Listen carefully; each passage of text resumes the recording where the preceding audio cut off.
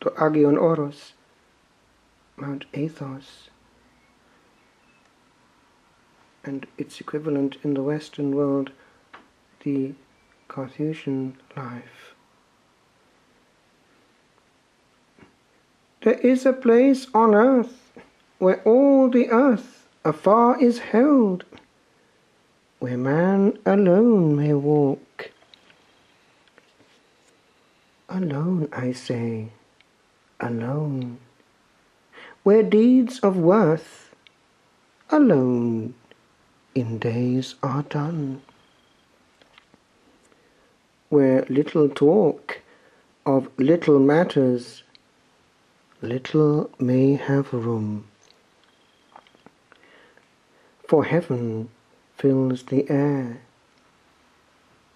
and where the sky is virgin blue, the hue of distant gloom clouds not the path of angels that draw nigh.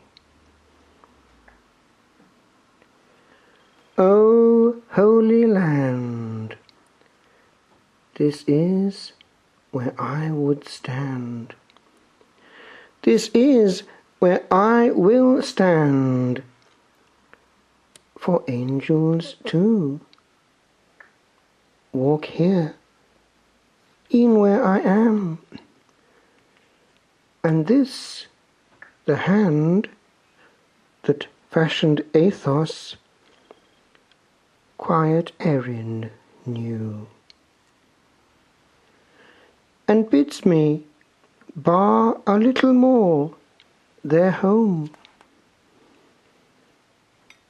from demons that mid seraph wings would roam.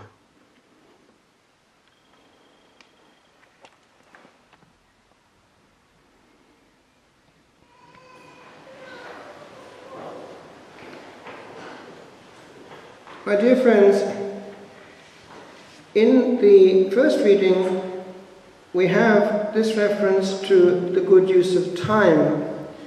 In the translation that we had, it was making good use of the time. The Latin has redimentes tempus, redeeming the time. This is the feast of St. Bruno, which of course for a Sunday disappears, but nevertheless it would be one of the 4 days in the year when we had a short recreation, all the community together, crossing all the barriers, for normally the fathers would not talk to the novices and the novices would not talk to the brothers. There were 3 categories, quite separate. Now, it was also a day when one took stock of things, because to be in a place where time is to the maximum redeemed is somewhere to be safe until time is no more. Whereas to be in a situation where we decide which way time goes and consequently bear all the results of our mistaken choices is quite different. Out in the world there is no railway track to keep us safe, no bell to call us. We are in command and therefore at huge risk. I will be specific. In the monastic life, I mean the strict one, time was extremely controlled. Now, that's the monastery where I spent many years in France. It's now closed as a Carthusian monastery. It's a centre of retreat, still belongs to the order though. But there, we would not move essentially. We were in our cell, and the only sound was the sound of time. Now, there were 3 bells.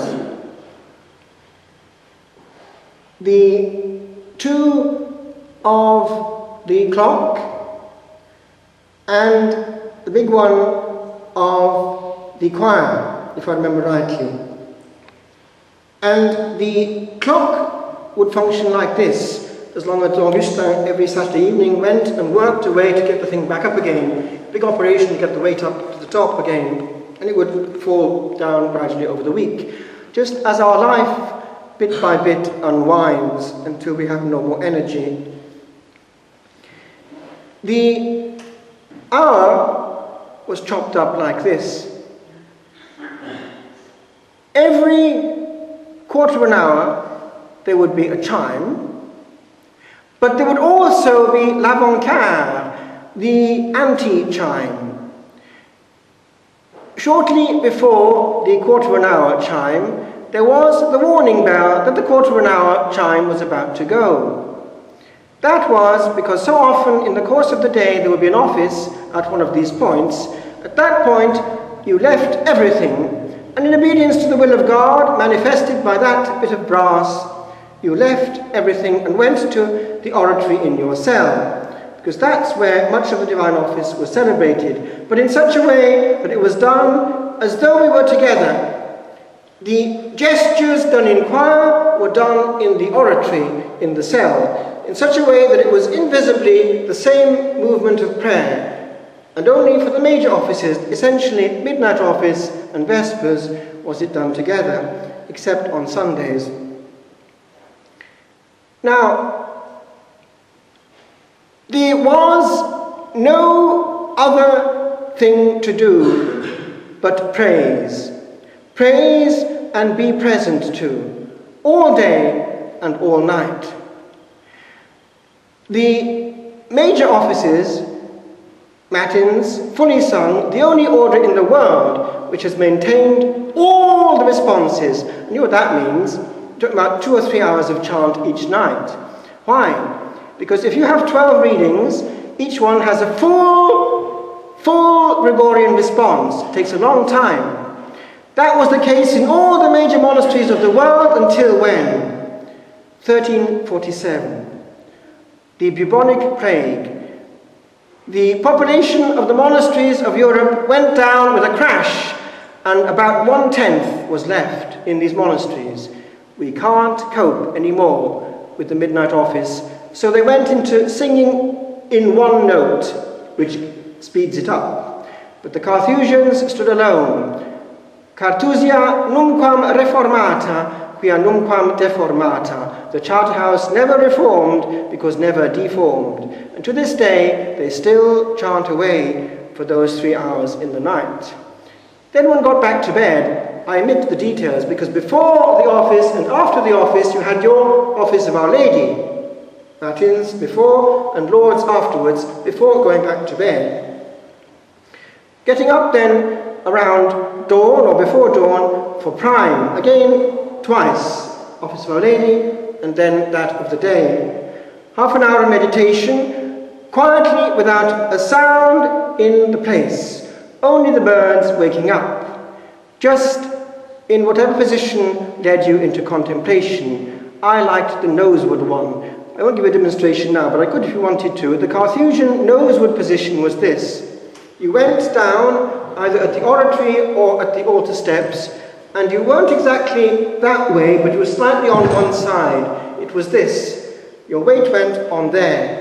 And you'd, before every Mass and after it, you'd do that. And actually during the consecration, after the first consecration, because there was no elevation of the chalice, that goes back to the foundation when it was not yet introduced into the church. Therefore you were on that elbow for a long part of your praying life. So then you would go for the one Mass you'd have together, the conventual Mass, which was not concelebrated, because each priest had his own, and he'd have a novice to serve. So you'd have 2 Masses in the course of the day.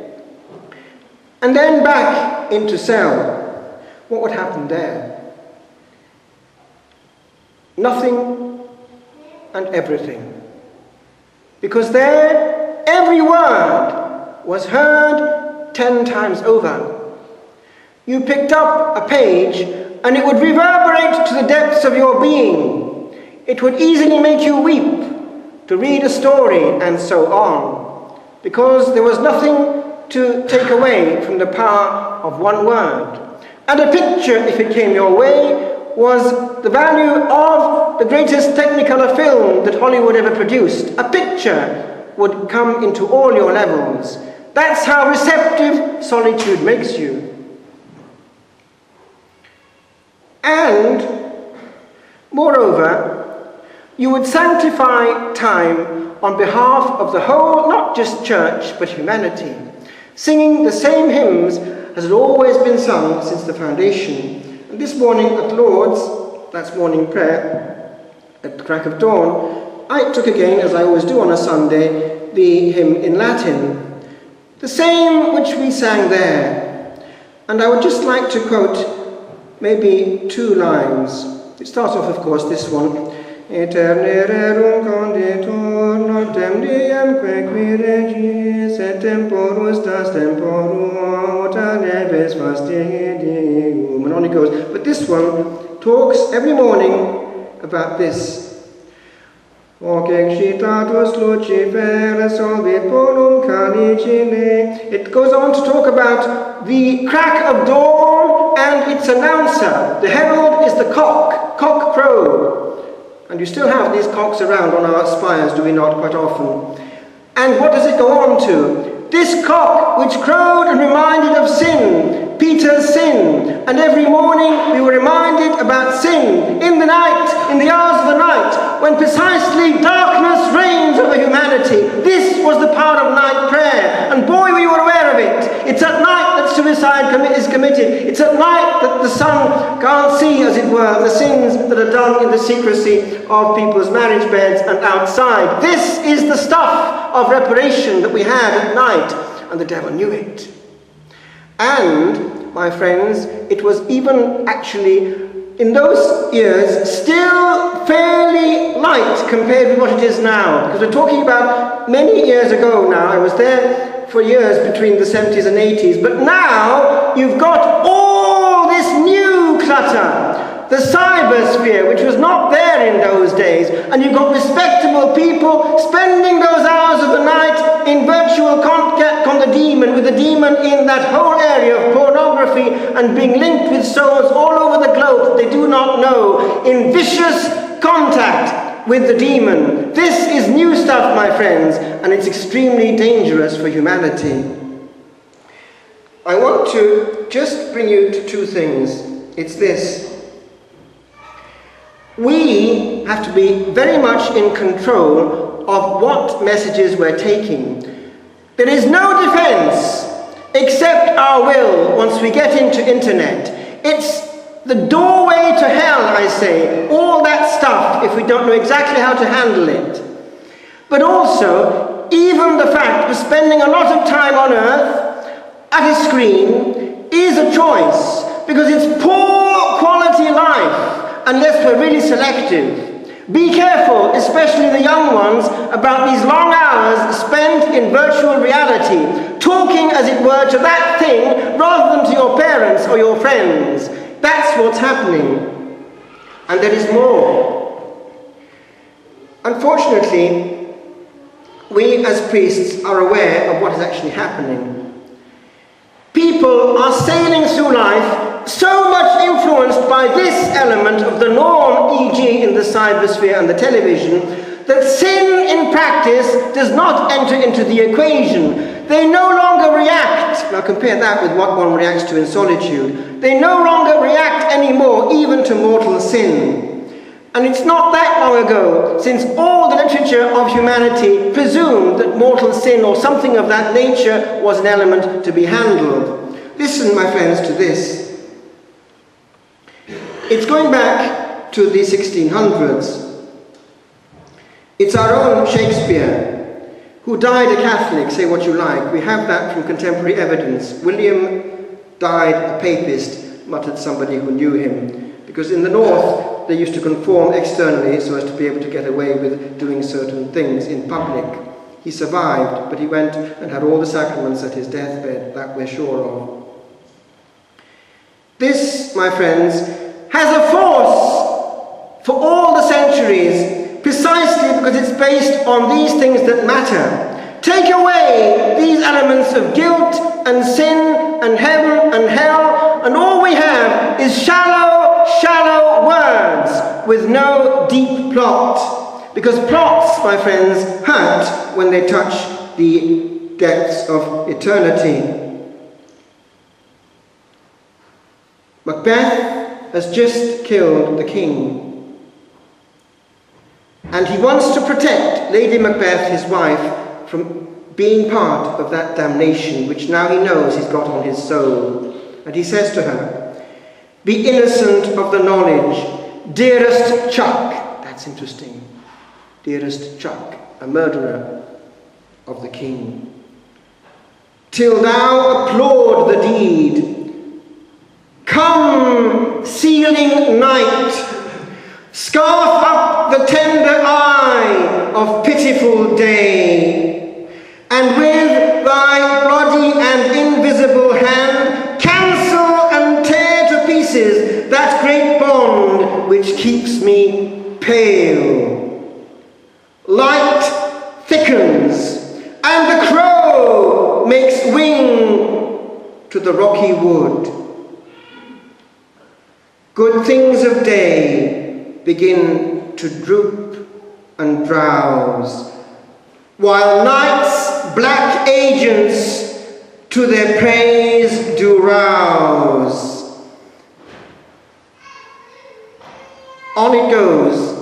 Night is the time when Lucifer reigns, and if we're not careful, my friends, we're playing with the demons when we look at a screen linked, yes, to the abyss of the demons that want us just to spend a bit more time with him and less with the one that we're here for. It's written on the 8th of September in a Carthusian cell of recalling the hour of entering 5 years earlier. The melody is that used by Carthusians at the midnight office. Now as I write, I think again how at this hour on this great day I took one step or one small stone and left the world behind for him. 11 o'clock was striking then, as it rings now within mine ears. The only sound that I have heard through these 5 solitary years. Ring on, I listen to your song. Ring on, your voice alone may speak. Ring on, as you have done, each quarter, each hour, each day, each week. O sound of time, the only sound that reaches a Carthusian's ears. Thou knowest not, as every hour thou strikest, what its joys, its tears. To thee each one is as the last. It comes, it goes, it comes again. As round and round thou turnest me, while sun doth rise and moon doth wane. O Lord, my Lord, in jury too, have engines that their makers rule. Long, long ago, when thou wast here, in solitude's unchanged school.